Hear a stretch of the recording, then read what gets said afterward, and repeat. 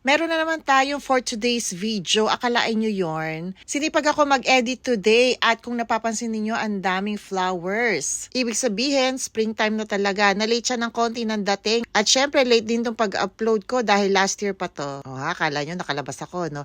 I'm your host, yung Marites host.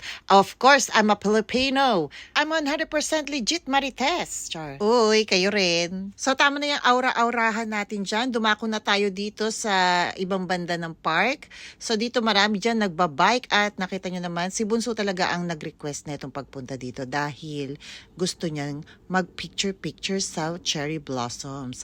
Hindi ako masyadong palalabas lalo kapag maaraw dahil hindi kami friends ni Mr. Sun. So ayan, pwede na rin kayo dyan magpa-picture tapos syempre hindi mawawala ang mga flowers all over the globe, char. Si Bunso hindi na nakatiis, inunahan na ako. Paano naman kasi kuha ng videos?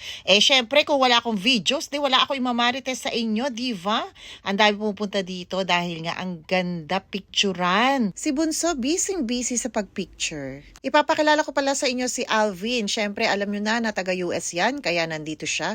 Hinahanap niya ang kanyang The Chipmunks, char. Kung hindi nyo siya kilala, GMB na yarn. So, wag na natin siyang guluhin dahil busy siya at hindi nga niya mahanap ang kanyang kaberks. Nagutom tuloy. Cherry blossoms ang pinunta namin dito, kaya naman i-flex ko sa inyo itong puno na ito. O, di ba ang ganda? May pagka-pink and purple. Ay, nako.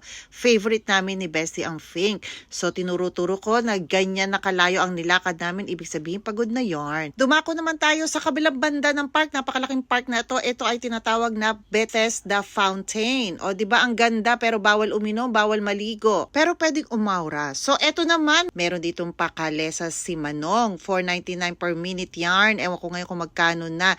Tapos eto na naman ang ibang banda ng cherry blossoms. May pa-heels tayo ngayon.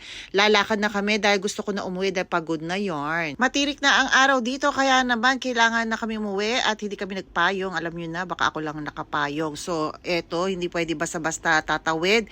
Kailangan pindot-pindot ang button. Hindi ata ako makapag-intay dito, guys. Ay nako, walang patience is a virtue. So eto, more flowers tayo. Napakaganda ng kulay. Yellow. Oh, naalala nyo ba aking bestie? Yellow ang kanyang logo. Tapos ito, alam nyo ba? Ito ata ang bago kong paboritong flowers. Hindi ko sure ito kung ito ay English Moms or ewan ko, baka Mudra Bells din, char. Ay, yung pinuntahan pala namin park ay Central Park dito sa NYC. So, eto nakita ninyo, alam nyo naman yung tatak na yan, meron silang cafe, ang ganda. Pero hindi namin pinuntahan dahil may pagkamahal ata, nahiya ako. So, eto more flowers, tulips, ang aking favorite, ang first favorite flowers ko. Pero nabago naman na, pero gusto ko pa rin siya. Okay, zoom in, zoom out tayo ngayon dahil gutom na kami, kakain kami. Malapit na to sa subway, kaya after namin kumain, uuwi na kami at busy pa rin si Bunso sa kakapicture. Bago umuwi, nag-request pa ang aking bunso ng matcha drink. So, pumunta kami dito para bumili. At pagkatapos niyan, wala na talagang choice kundi umuwi na dahil inaantok naman na ako o siya, tomorrow na ang Maritesa.